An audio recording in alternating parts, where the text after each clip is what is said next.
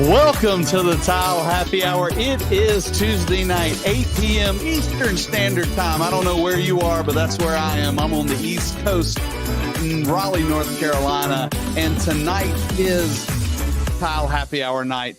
If you weren't around last week was a rerun weekend, and we had a great show that we put out there for you, just reran it for you.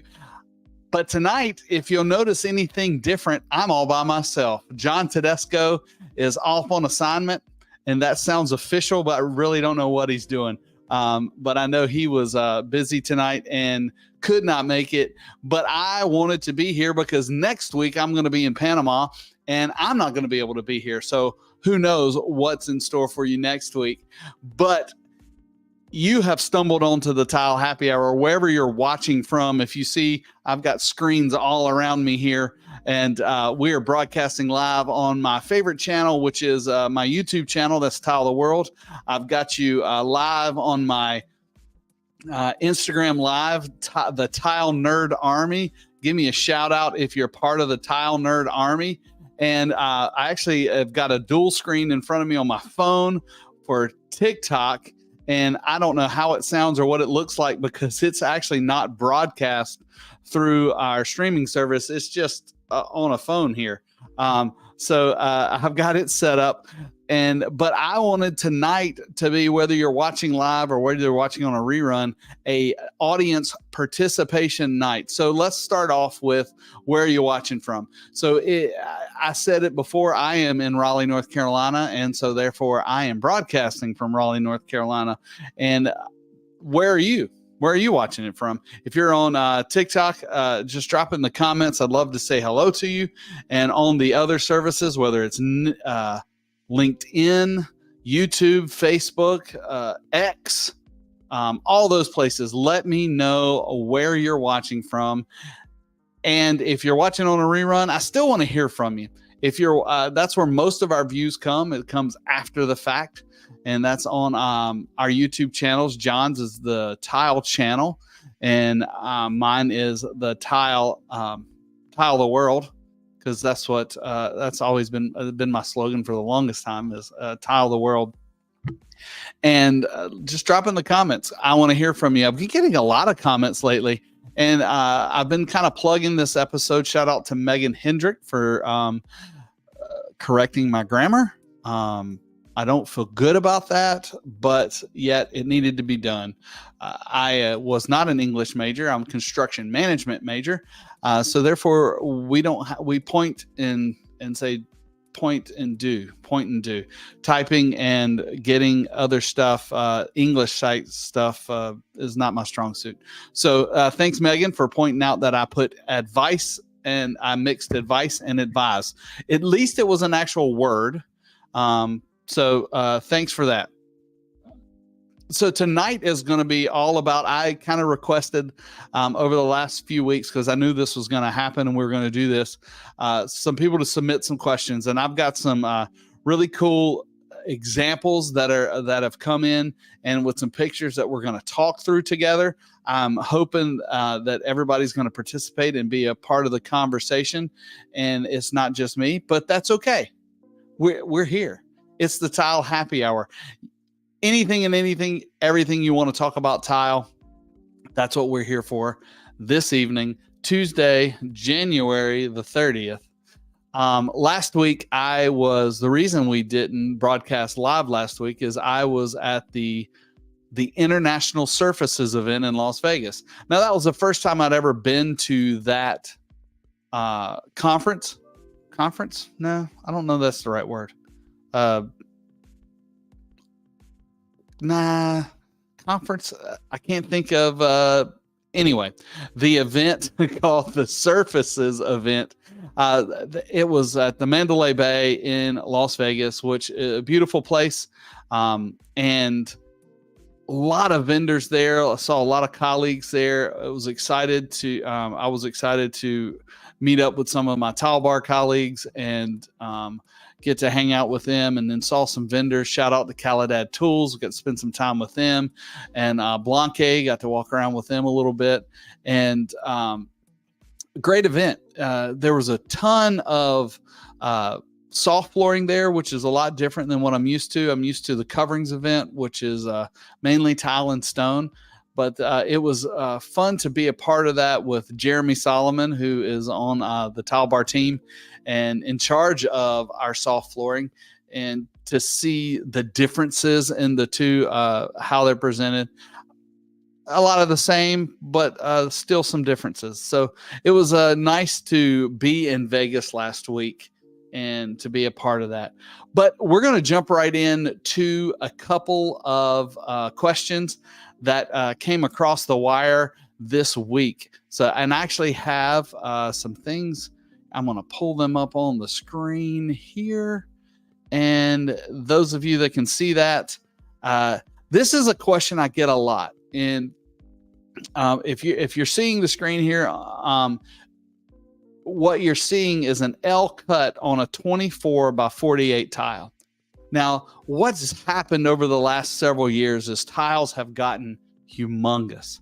And now, where it used to be when I started in the industry, an 8 by 8 was kind of the standard size.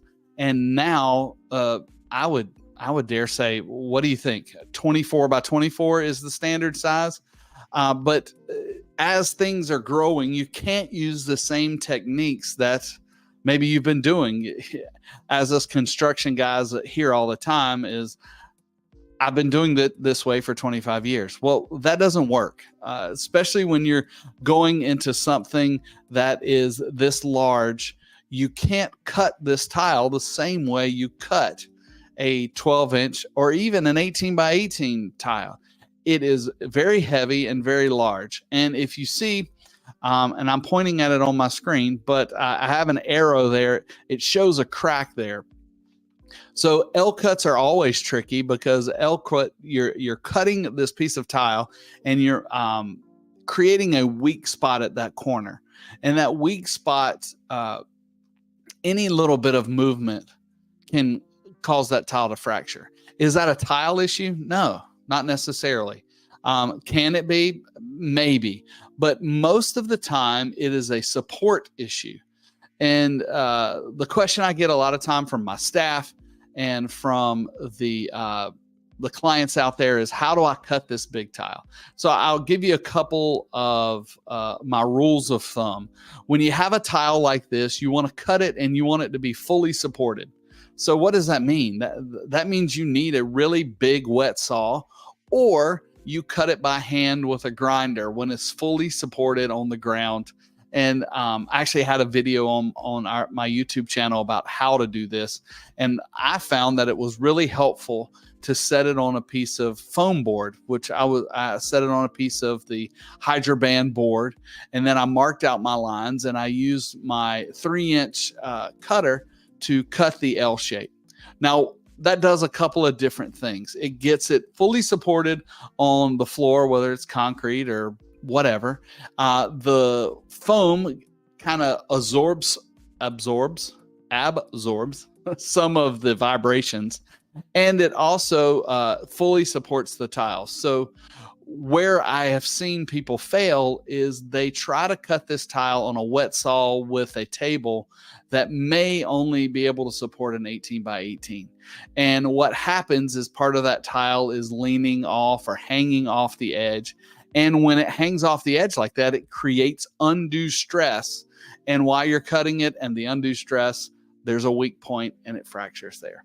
And I don't think that's what happened here. I think what happened here is they got it cut fine, but then they installed it, and you look at that L cut is hanging over an opening, which is creating a stress point in the weak point, and the weight of that tile that's above that jamb, and I'm using hand motions even though you can't see that, that's above that jamb is pulling down on that tile, which it's already it has a cut in it, so therefore there's a weak spot, and the weight of that side has pulled it, and it's caused a fracture.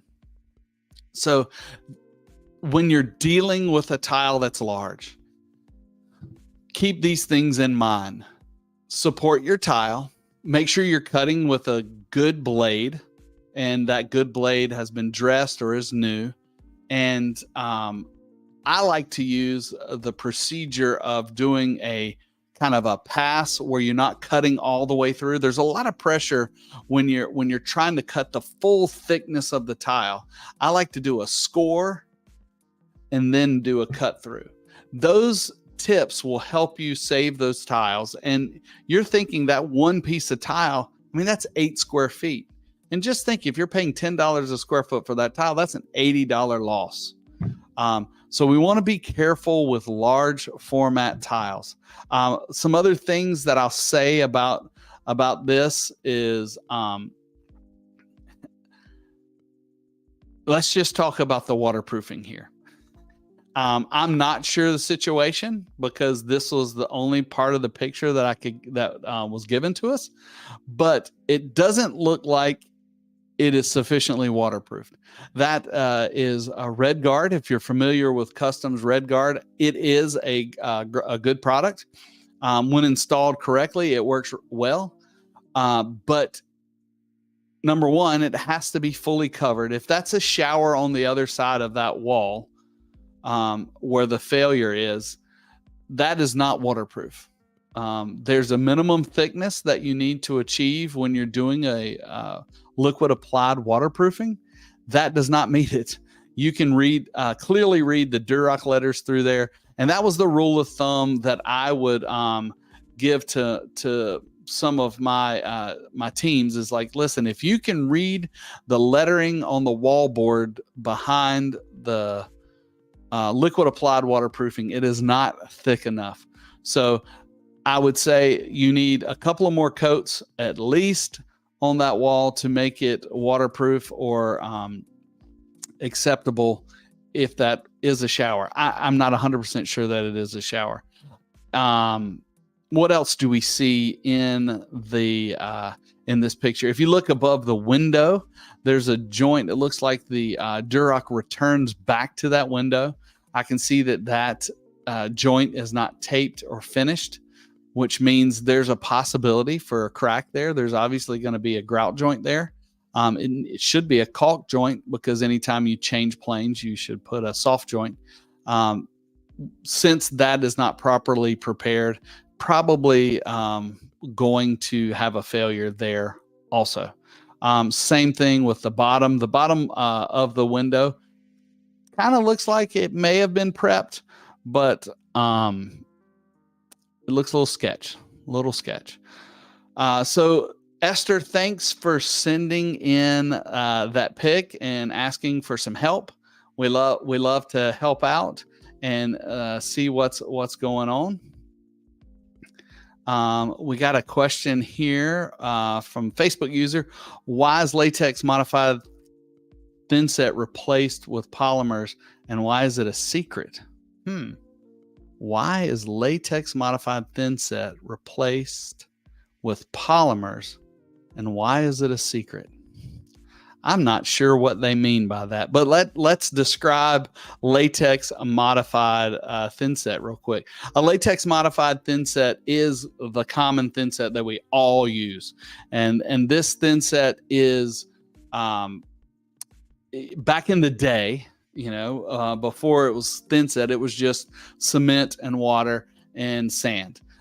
To make it stronger and more sticky, we started adding polymers and glues to the thin set. And Latacrete was the first one on in the market to make that happen, where they had their 4237, I believe is what it is.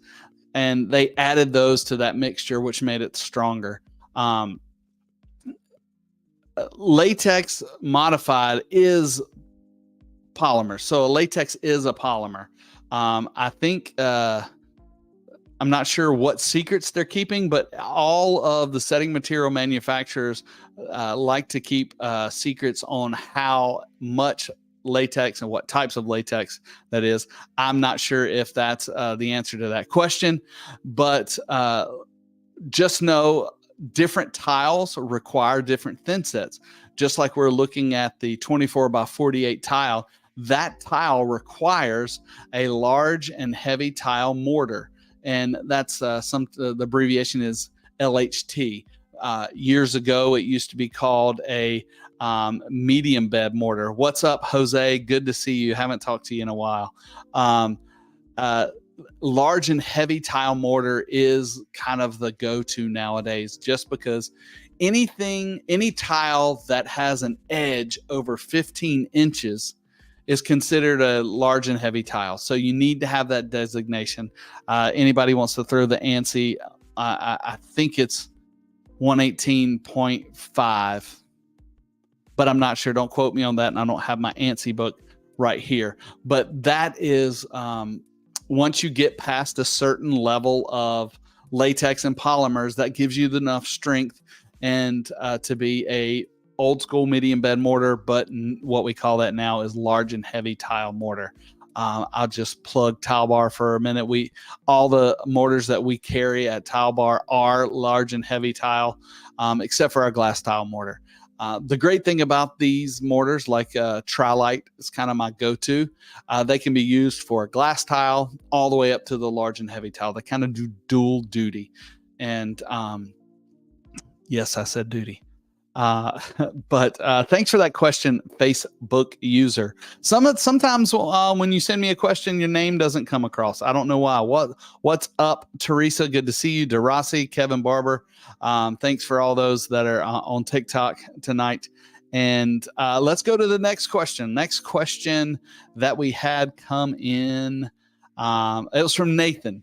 So Nathan, if you're seeing the picture on your screen, Nathan is having some issues cutting this fluted tile, and the fluted, I don't think the fluted format, let's say the 3D attributes of this tile, is causing the issue, but this looks like it may be a crackle finish. And a lot of times you'll see the crackle finish at the edge of the tile flake off. If you've installed any of it, you know that to be true. And there's a couple of things you can do to prevent that and kind of minimize that look. Pardon. One of the things is, once again, your equipment is critical. Your blades are critical. And you want to make sure that you're not using an old blade. You want to make sure that your blade is not dull. The first trick I like to tell people is to put down some tape. Sometimes the tape helps keep that crackle intact.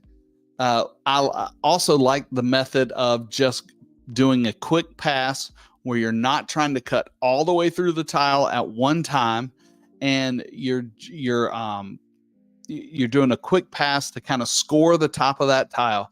Maybe a little more difficult with this fluted tile because it does have ridges and valleys, but that will help you kind of save that face of the tile.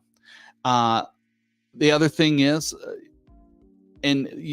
sometimes it's trial and error, right? When we're doing these things, it may work for one tile and not for another, because every tile is a little bit different, not all the same. So water helps. Don't use a segmented blade. A continuous diamond blade is helpful. And let me just say, if you are familiar with Caladad's blades, I've tested those on a lot of our segments here, and great results. Even in a crackle tile that was chipping on some of my less expensive and older blades, the Caladad blades came out and cut a really great line. But I will say, no matter what you use, keep a rubbing stone handy, because once you cut it and you get this flaking, even if it's that bad, you can minimize it by using a rubbing stone. I think this is, in my opinion, this would not be acceptable. I think we can do better than that. Sometimes cutting the tile upside down. So a lot of different things to try. But when you have a crackle tile finish, you're going to expect to have to do a little bit of trial and error and try to figure it out. But I do suggest a Caladad blade. Those Caladad blades are really slick and kind of push through like butter. So Nathan, thanks for that question and submitting that. And I hear it a lot. And be careful with crackle tile when you're grouting it. Just a little side note. Crackle tile, I actually got a note today that a contractor was setting the crackle tile, and they were marking their tiles with one of those Milwaukee markers. And the ink from the marker got in between the crackle. And I'm sorry to say, there's nothing you can do about that. It's there. And you've got to replace that tile. And so be careful with crackle tile. Also, when you're grouting it, I suggest using a grout release or pre-sealing your crackle tile. This will help you save you from getting that stain or whatever absorbed. All right. If you don't know where you are listening to the Tile Happy Hour. John Tedesco, we wish him well. He's not here tonight. He's on assignment out there in the world, and it is just me. And if you don't know who I am, my name is Craig, and I was a commercial tile setter. I actually was in the office. I wasn't on my knees day in and day out. Now, I've done my fair share, but I did work for a large tile company in the Southeast for 16 years. I had my own company for a few years, and now I am here just trying to give out the information that I have got locked in here, and my goal in life is to help your tile be better, your installation be better, and the things that happen in the industry. So you have stumbled onto the Tile Happy Hour, and I think I got a surprise coming up. Got one more question before we're going to jump on this. So Chris sent this question in: can I tile this curve? That's a common question that I get, and yes and no, and it depends. So I don't remember when in the email he sent, he did not, Chris didn't tell me what size tile it was, and that is critical when you're tiling a curve. You know anything about a curved wall, and if you've tried to ever put something flat on a curved wall, then you know that there's gaps. So there's two things you got to think of: the size of the tile and the radius of the curve. If you've got a really tight radius, odds are you're not going to be able to install a tile on it unless it's really, really tiny. So the larger the radius, the larger the tile can be. The smaller the radius, teeny tiny the tile can be. So when you see these columns in hotels that are maybe 2 foot around, and they've got these 5/8 by 5/8 tile around there, that works fine. But if you tried to put a 3-inch tile there, it wouldn't work. It would be very segmented, and it almost, instead of looking like a cylinder, it would look like a hexagon, and it would be just crapped up. So the thing is, yes, you can tile a curve, but you need to take into account the radius. The tighter the radius, the smaller the tile. So those are things that you can think of. Chris, thanks for that question. Appreciate you dropping that in. And I don't know if you guys remember one of our most popular episodes that we had in last year, I believe it was in December, maybe in November or December last year, is we actually talked to a DIY YouTuber who was working on his own personal master bathroom himself, because he's a DIYer. That's what he does. His name was Josh. Everybody kind of got invested in Josh, and really, I don't know if they fell in love with him, but there's a lot of talk and questions about that. And so when I knew I was going to be on alone tonight, I sent Josh a text, see if we could get an update. And so I'd like to welcome Josh to the show. Josh, what's happening? How are you? Doing good, man. Going great. John, we don't know where John is. John's on assignment. I keep saying that like he's a CIA agent, and he may be. I don't know. He's at the real bar? The real tile bar? He may be at the real tile bar. Look at you. You like updated your look there. I try to get as much stuff on the counter as I could in the background. I need to get something moving like you got. Yeah, official. Yeah, you can't even hardly see it though. But Josh, thanks for jumping on. I have the package you sent me, so I've got some of those things queued up. Receive the package. But tell us how it's going. All right. I feel like you lit a fire under me, and now I have to put that fire out, basically. Yes. The fire is actually in the bathroom right now. I today feel like I have completed what you would call demo of everything that was there. So, I just brought out the shop vac this afternoon and sucked up those last pieces of crap that have been all over the place. I felt pretty good, and it's been a lot of work so far. Yeah. Did we sugarcoat it for you, or did we give you accurate information about how bad the demo was going to be? So it was kind of in the middle. Actually, you sound like So when I took it apart, you were saying there was going to be some type of metal lath under there. Yeah. And I think maybe you can see it in the pictures I sent you. I think it was fiberglass. So I feel like I lucked out in that aspect, right? There was like 2 pieces around the frame that were like the worst to get out, and they had metal lath. So I know I had it somewhere. Yeah. What did I find? What was that? I noticed that, and that was very odd. Here, hold on. Let me. I don't know which video it is. Let me. You can't pull it up. I can just go pull it out of the wall. No. I have the video. Let's just hit this video and see if it's the right one. That wasn't it.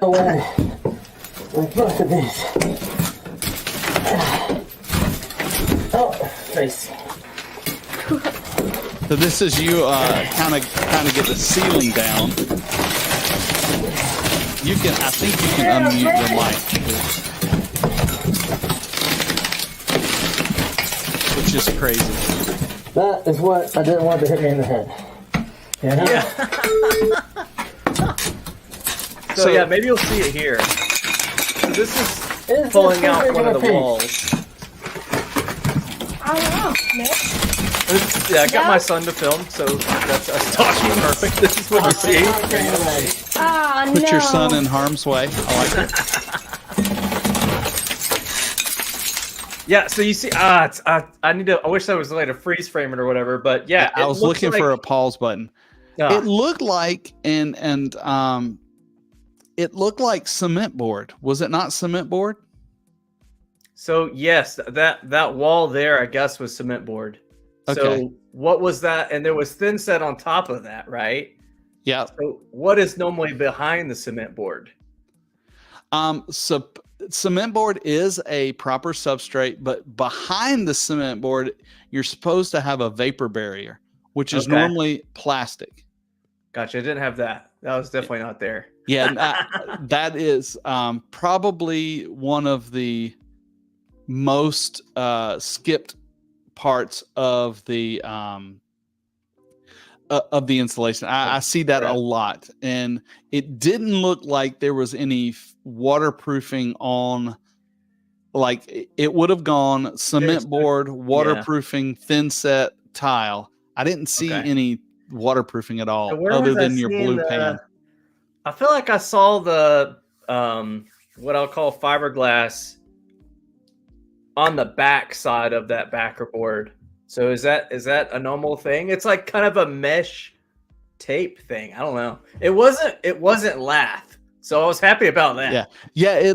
I was very surprised at that because I completely expected that whole bathroom to be lath and mud, but it looks like it was only the jams. Okay. Yeah, that's what it is. So maybe that's where I found it, around that like end cap or whatever cap. Yeah. Crazy looking circle part. Yeah. Yeah, that was the worst to get out. Right around here, which it's already gone now, but at the curb and the walls was the only part there was lath. Yeah. And then you see your waterproofing here, which is the blue pan. Yeah, is that the Chloraloid thing that you said before? Or that's a brand, but yes. Same thing. Okay. It's called it's just a typical rubber pan, and that is used all over everywhere. But yes, there should have been plastic that ran down the wall and would hang in that Chloraloid pan. Oh, gotcha. No, definitely not. Yeah. So you're telling me the walls themselves were not waterproofed. It's just basically the bottom. Correct. And yeah. Gotcha. But it doesn't look like you have any water damage. No. There was only one place in this, like the bottom right-hand corner of this. Oh no, there you go. There's the one stick that was wet. Aha. Out of the whole thing. And it was at the curb, right? Yeah, that's right there on the curb. Normally that is kind of the weakest point of the installation, is right there at the curb, because you got so many different angles that are coming together. Right.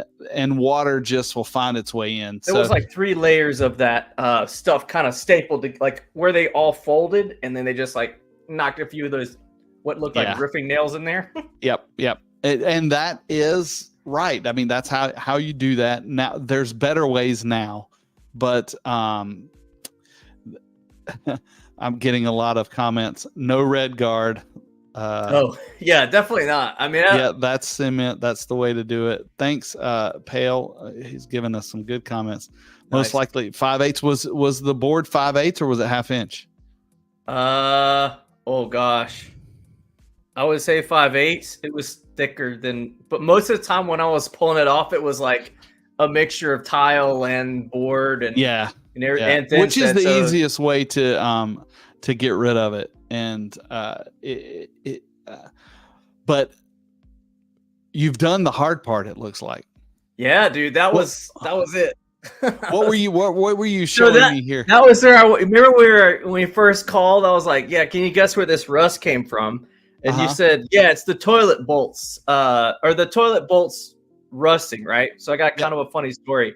So you're right. It was leaking from the tank bolts that just like they're rusted to death, and it made its way down here. And this is like one of the bolts, and this one bolt took me like an hour to get out.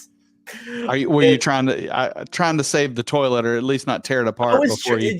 I had in my mind that someone would want it, but that was absolutely wrong. But as I was carrying it down the stairs, the top of it broke off. Those two like tank to bolts, tank to bowl bolts just snapped off and fell right at the bottom of the stairs.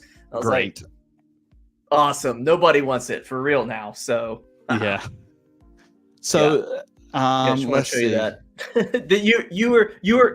your information was prophetic in how much it's work so it funny. was, like all the stuff coming out. Like once I got to the bottom and I had to chip out all that just concrete, it was just Yes. like, is this for real? Like, is this really how showers work? Oh my gosh. Yes. It's wild.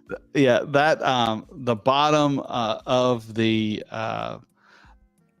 shower pan that's got, I mean, it's probably 2 inches of mud in there, and it was probably, I'm assuming it was held together with wire. Yeah. So there was wire in there, which makes it 10 times more difficult to get out because then it all wants to hang together. And it was brutal. Yeah. So much harder than doing the entire bathroom floor, I bet. Yeah. So that video I sent, that tile was not fit.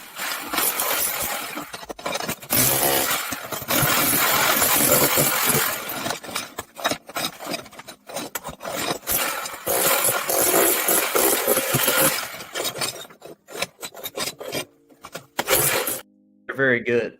I forget that it mutes us when I do that, but oh shoot, sorry.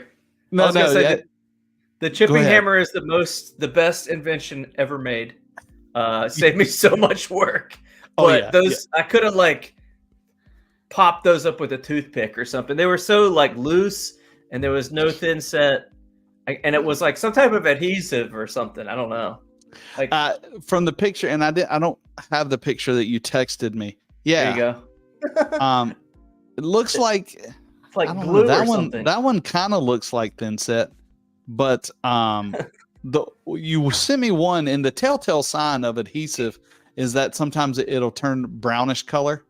Okay. And I think one of the ones you sent me was kind of that brownish color, and I was like, I think they used a glue. And is that common, or is that like? It's a no-no.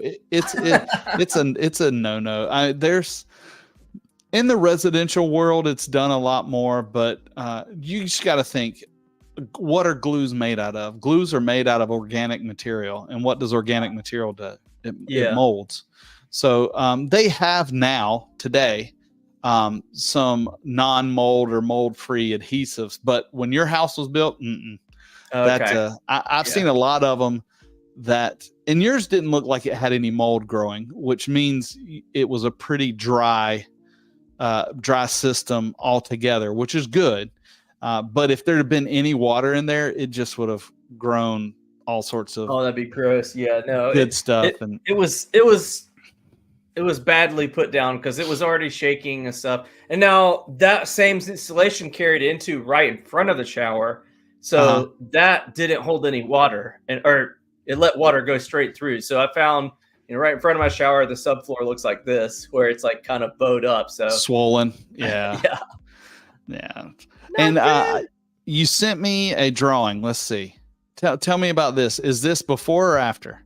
No, this is one of so when I was on the show, one of your friends asked, got my information and drew up a plan, and I just want to show that the plan did, I kind of changed it a little bit, but in my original design, that little shower was tiny, and Ava said, "Hey, why don't you expand into your office closet and your bedroom closet and make a mega shower, right? And then you can still have the tub back again." So it's an idea we're kicking around. I really liked it, and I completely didn't even think about moving walls, because originally I was going to just say take the shower and put it. I think I have another picture where it says like no tub or something, but like just take where the tub is and make a big shower. So I don't know. We're between ideas. I think I've hit the point in the demo where I need someone to tell me what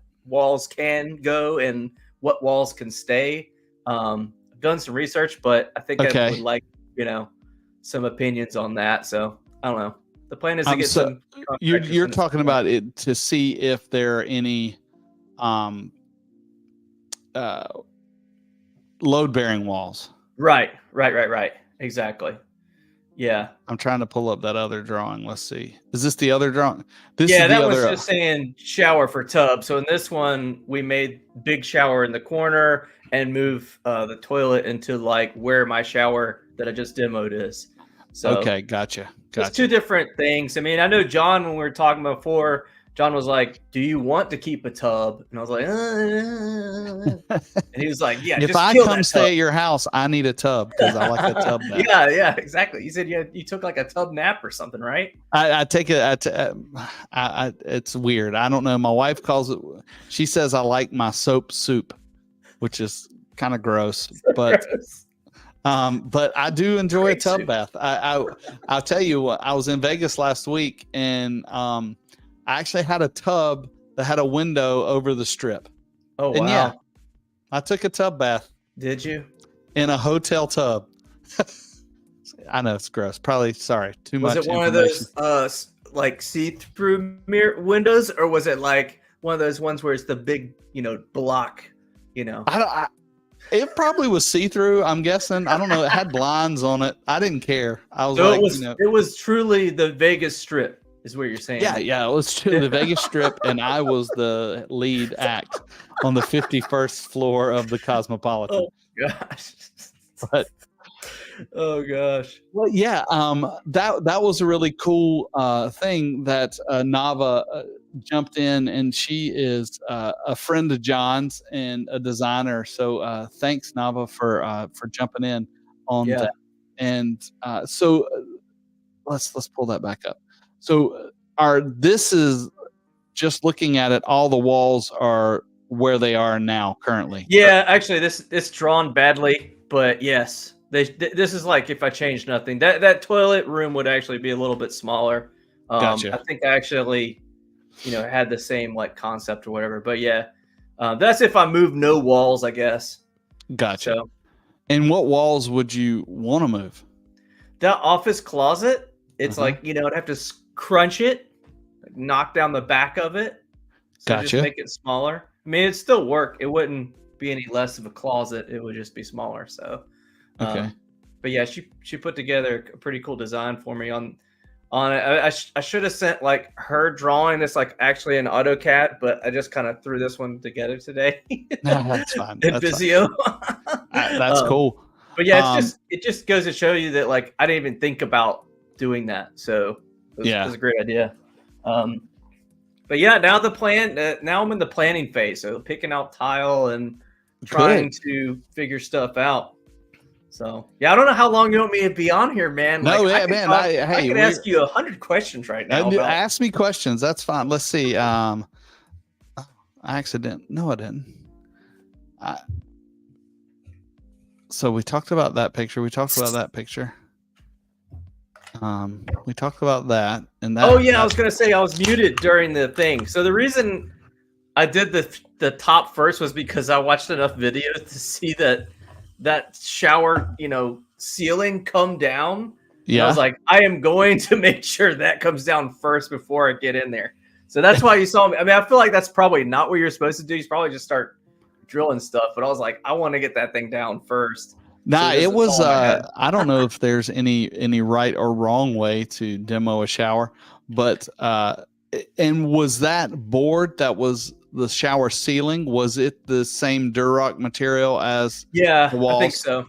Okay. Yeah. It was crumbly. It was like, you could hear it crunching. It was just like. And what's above you? Is it the attic?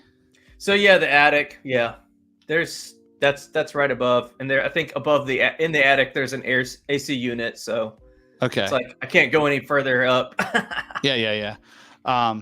But yeah, I don't know if there's a right way or wrong way. I think you were doing the demo the way anybody would. You just kind of hold your breath and go in there and just make it happen. Yeah, just kill it. Did you get this your chlorloy off the floor, and how does that subfloor look? I think I sent you another picture, but it might have been after I sent the link. The subfloor looks like there is some leaks. If you have that Dropbox file folder, you could find it in there. But so it's not bad. It's nowhere as wet as that stick was. Oh yeah, Okay. there's the fiberglass thing I was talking about. That's the mesh. So Oh, is that yeah. what backer board looks like? Yep. Okay. That's what holds it together. So that's the fiber Gotcha. mesh that they actually pour the concrete into and holds it together. So yeah, Cool. that is part of the board. Yeah. So I mean, there's a slight amount of discoloration on the subfloor around the drain, and that's it. So I think just a little tiny bit got through, or it could have been when they were like testing it or something, and just got wet. So I think if it was Gotcha. like damage, I would know. Well, yeah, you would definitely look know. bad. It would smell Right. for once, and it would be soft. If it's not soft, you're probably okay to let it dry out and just keep it. Okay. Cool. So I wouldn't worry too much about that. And those pans normally, like you said, you got that leak in the corner, and if that was the only piece that was soft and gooey, then you're okay to go from there. Yeah. If you want to talk, what other choices, questions? I can send you some tile choices that I'm looking at. I have a question on one of the specific tiles on Tile Bar site that I like, but I don't know if it's okay to use. Okay, let me. I just sent you an email about it. So I don't know how much you want me to talk, but yeah, there's like. Yeah, there's tell me the series name. The series is CirQue. I think that's it, or maybe that's the CIR. the brand. Oh, Circ. Okay. Hold on, I'll pull it onto the screen here. It is the Circ stainless 3/4 inch penny round. Oh yeah. This guy I'm a right huge here? metal fan, so Well, who's not? Metallica rules. Me and my wife are hotly debating if this is a good idea or not. Could this go on a shower floor, or is it dangerous? I don't think it's dangerous. I'm looking at this for the first time. I don't know. Now here's one of the things. It says wall only. Oh So- my gosh! Wow! I did not read the spec sheet. So what leads me to believe, and the reason, so it is actual metal, which is pretty cool. Oh, is it? That's what it says. Material is stainless steel. Oh, dang. So okay, then maybe I went a little too avant-garde with this one, man. Yeah, I thought it was because it has the word. Oh wait, I guess it doesn't. I thought I saw like a tiley word in there. Yeah. Okay. So it is actually metal. Out. So the reason it's probably not recommended for the shower is because it's probably extremely slippery. Yeah. Oh, okay. Yeah, that makes sense. And I was gonna say rusting, but I guess it's stainless. And who knows what grade of stainless it is, but yeah, I would advise against that. All right, step one: read the intended instructions. Yeah. Yeah. Do you want to look at the other one? We have a second for floor. Maybe you'll tell me it's bad too. Eden Black Hexagon is what it is. Eden 2.0. See, I like these. These are kind of that traditional look or old school looking mosaics.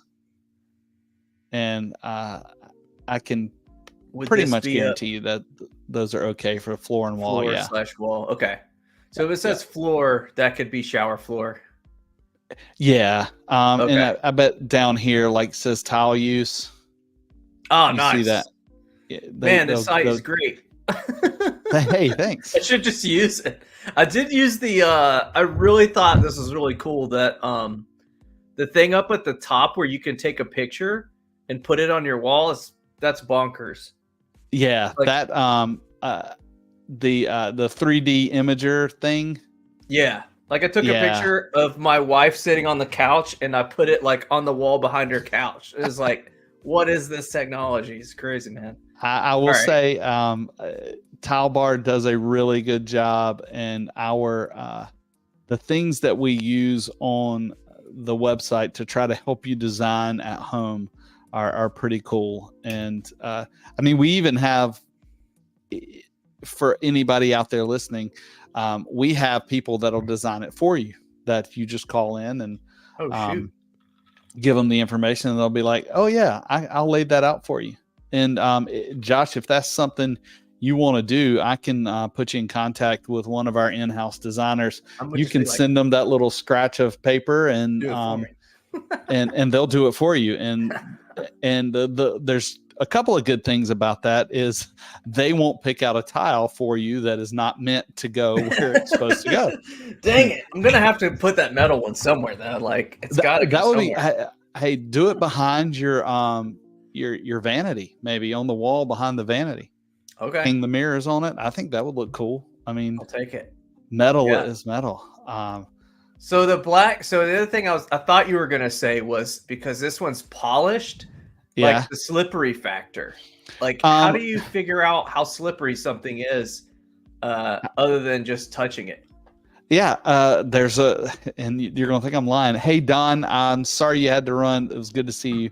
I do look forward to seeing you at coverings. Sorry, I had to say. You're not going to believe that this is an actual thing, but it's the Bot 3000.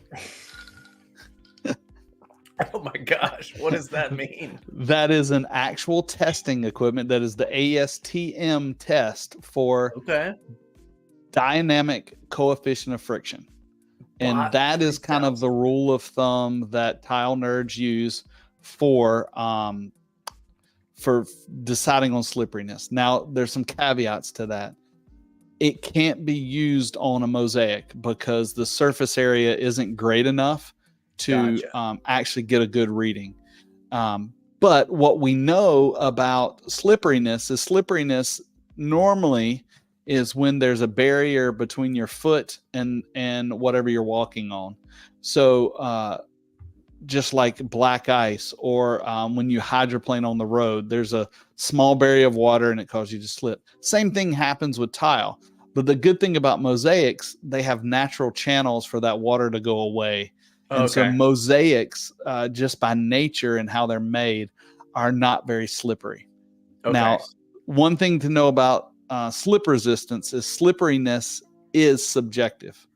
I may think something is really slippery, and my wife may say, you're an idiot. Wuss, just walk.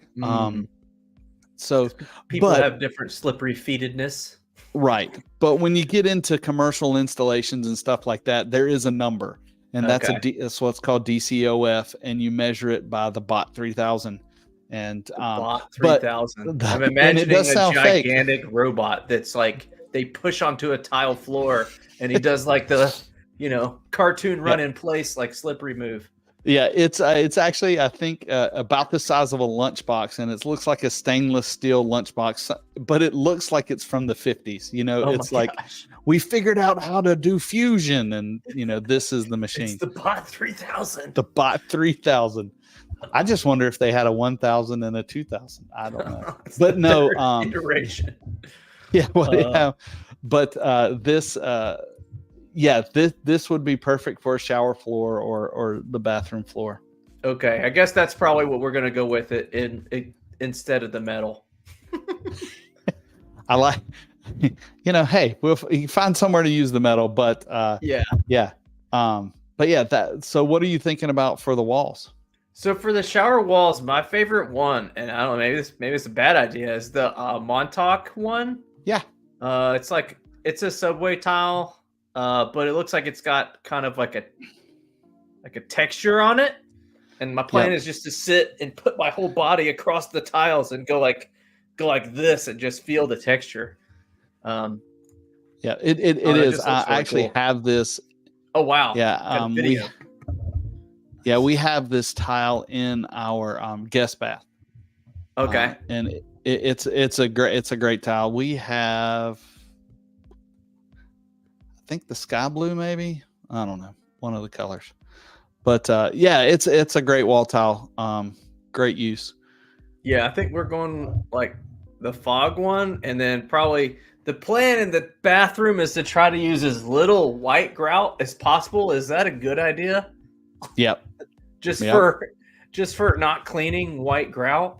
Yeah, So we're trying as much gray grout as you can stomach. Yeah. Okay. What about gray black? grout?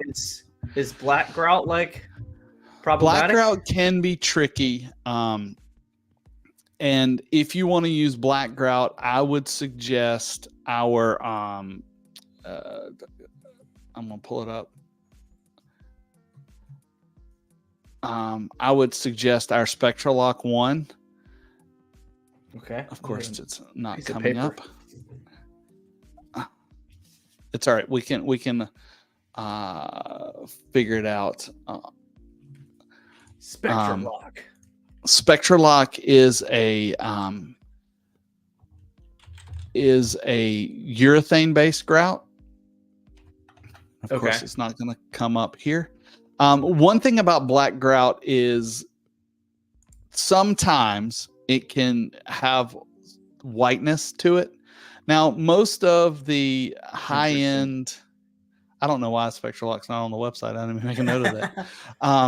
Sometimes the higher end the grout, the less chance you have of it chalking out and having a white substance on the thing. Okay. But I mean, seriously, we can help you get a good deal on what you need and try to help you out and get you the right materials and tile bar delivered right to your house. Yes. And I'll put it right on the wall. Bam. Bam.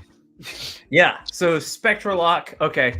I'll take a look at the colors and stuff. But yeah, that was just, when we were putting it together. But the other problem you run into with that is you either have to, if you do black grout, that means you got to do like a white tile for the most, or a lighter tile, right? So to kind of, I don't know. So you don't have just the whole room, darkened by grout and tile being dark. I would say, definitely the darker it is, the smaller the room feels. And one of my suggestions is try to match your tiles the best you can. If you've got the black tile and that hexagon and you want it to have some sort of contrast, I would try a medium gray grout.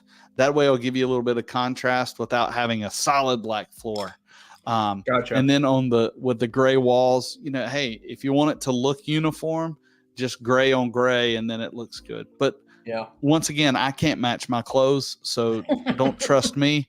Right. We can definitely get Kiki is my go-to designer in New York, and she's amazing. And you tell her what you like, and I'm sure she can design you up something nice. Nice. Yeah. I mean, that's, like I said, we're just getting into it like this week, kind of putting it together because we're, still trying to figure out what walls are going to move. So we're kind of waiting for a little bit, but yeah. In the meantime, you should be able to look in the attic to tell if it's a load-bearing wall. If there's nothing sitting on perpendicular across the wall in the ceiling, okay, it's and running from end to end, it's normally not a load-bearing wall. Gotcha. I've got a book over here see that blue book? It says carpentry. Nice. ECU gave me that for when I graduated. So here you go, diploma and carpentry. Here, keep this. You can build anything out of that book right there. But yeah, that's a good idea. Moving stuff around. You guys are not leaving anytime soon, so make it like you want it. Yeah. I think the big idea right now is, do we keep a tub or we put a tub in there? Like that's kind of the main thing. Yeah. So I don't know. And then I'm not super. You like the tub, obviously. I vote tub. I'm not super into like all the new tubs too. Like I don't know, like freestanding tub. I need to go test out a few of them before I go buy it. Go sit down. Because they're not cheap. They're expensive. Yeah. They are really expensive. You can't find a freestanding tub for like less than $1,000. Yes. And then to get the big old ginormous faucet that comes in, that's like, coming off the floor as well. Those are, Expensive you gotta, too. a sink, a kitchen sink is like this big, and they're like $200 or $300. Like, when you go even bigger, it's crazy. So I don't know. I don't know if I'm sold on the freestanding tub too. So who knows, man? What I have seen is some people will do the freestanding tub and have the supply come out of the wall. Yeah, kind of like a pot filler. Yeah, and I mean, I've seen it just where it's like a normal tub. It's just the tub slides close enough, Gotcha. and I guess it maybe jut out far enough. I don't know. Yeah. You can spend as much money as you want. Exactly. Well, Josh, I appreciate you calling in and giving us an update. Go Fish Office. Hello there. What's up, Go Fish Office? What is this? I don't know who that is, but I love your avatar. And hey, I haven't played Go Fish in a long time, but Josh, go fish. But right. Yeah, so keep us updated if you're interested, Josh. Send me what you like, and I can get you hooked up with Kiki, and we can try to get you something designed and get you going, because this is a fun project that we're all doing together. Yep, it's like the first tile happy hour project. I love it. Yes, I love it. It's coming along. Yeah, I appreciate you lighting a fire under me, man. Getting me on the show. I mean, like, it was what? I haven't done anything for a year and a half, and then come on the show. But yeah, once it gets on the internet, people are seeing if you're lazy or not. It's true. Like, well, might as well do something. Yeah, thank you. Go Fish came up on your YouTube, supporting friends. We support you too. All right. They're going to share you out. I think you mean shout out. Yeah. But so Josh, keep in touch. Let me know what's going on. We'll help. And for everybody out there, thanks for tuning in. And it was fun to kind of talk technical stuff. John, we look forward to seeing you soon. Next week, I'll be in Panama. So I don't know if I'm going to do something live from Panama, or John's going to take it solo, or it'll be a rerun. No say, amigo. Jump in the canal, man. I'm hoping to go see the canal while I'm there. I've never been to Panama, and I'm excited about going and about seeing our team down there. I'm actually going to do 2 days of classes there, and I'm going to try to stream some of that. So stay tuned. If you follow me on all the social stuff, stay tuned and see if you can egg me on there and have some fun with our customer service team down in Panama. And if we don't see you next week, we'll see you the week after next. And then soon we got Coverings coming up, which if you haven't heard, we're broadcasting live from Coverings on Wednesday. And that's in Atlanta, Georgia this year. If you are in Coverings, please come say hello. Let's get a picture together. And I want to socialize a little more than I did last year. Last year, I was so worried about the show and trying to figure out how to get it done. This year, it's going to get done regardless. And I want to say hello to everybody out there and see you. So as always, let's keep learning together and tile the world.